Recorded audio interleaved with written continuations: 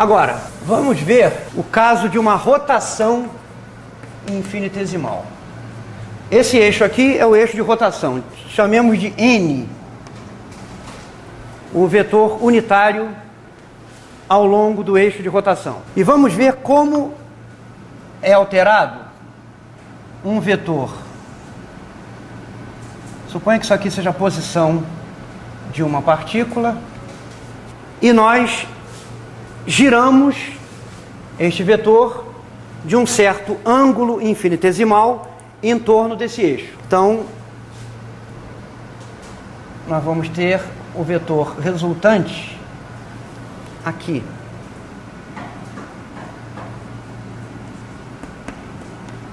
Chamemos este ângulo aqui, que o vetor RI, o vetor antes de ser girado, faz com a direção do eixo de rotação de alfa. Então, observem, ao girarmos o vetor RI de um ângulo infinitesimal, delta θ, em torno desse eixo, provocamos uma variação, um deslocamento no vetor, que é a diferença entre o vetor girado e o vetor original, que é esse vetor que aqui está. Agora, olhando para a figura, o comprimento desse vetor corresponde ao arco gerado pela rotação desse raio em torno do eixo. Se nós olharmos de cima, né, nós vemos esse raio girado desse ângulo infinitesimal delta θ. Mas este raio aqui, ó, observem, é a projeção do vetor RI nessa direção, RI seno de alfa. Então, o comprimento disso aqui é módulo de RI seno de alfa. Portanto, o módulo desse vetor delta RI, que é o comprimento desse arco, é o raio vezes o ângulo, por definição de ângulo em radianos. Então, isso aqui é RI seno de alfa delta θ. Essa expressão aqui tem todo jeito de módulo de um produto vetorial. Defina o vetor delta θ simplesmente como sendo o valor do ângulo de rotação vezes o vetor unitário ao longo do eixo de rotação.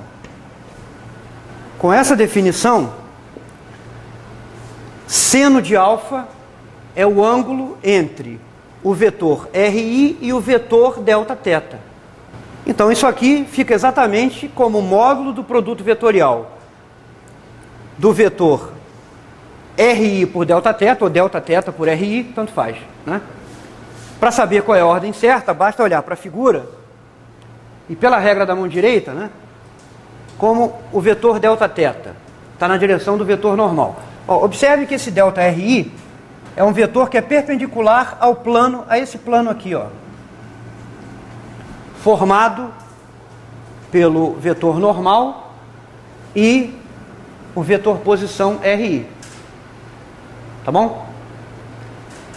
E o sentido dele é o sentido do produto vetorial de delta θ por RI. Delta θ está para lá, RI está para cá. Pela regra da mão direita, nós devemos girar os dedos do vetor delta θ para o vetor RI para obter um deslocamento no sentido correto aqui da figura. Então, o vetor delta RI pode ser representado como o produto vetorial de delta θ por RI. Veja o seguinte, a mesma história de lá, né? Aqui nós estamos adotando o ponto de vista ativo. Giramos o vetor. É a mesma coisa que manter o vetor no lugar e girar os eixos no sentido contrário do mesmo ângulo delta θ em torno desse eixo cujo vetor unitário é n. Mas quando nós giramos os eixos, todos os vetores do sistema giram do mesmo jeito. Então, as velocidades giram exatamente do mesmo jeito que as posições. Então, idem para as velocidades. Delta VI é igual a delta θ multiplicado vetorialmente por VI. Então, comparando com essa definição geral de transformação infinitesimal, no caso de rotações, nós temos que delta RI é igual a delta θ vezes I, idem para delta VI. Então, no caso de translações, essas são as variações das posições e velocidades, no caso de uma translação infinitesimal, e no caso de uma rotação infinitesimal, essas são as variações das posições e velocidades. Ah, aqui é RI.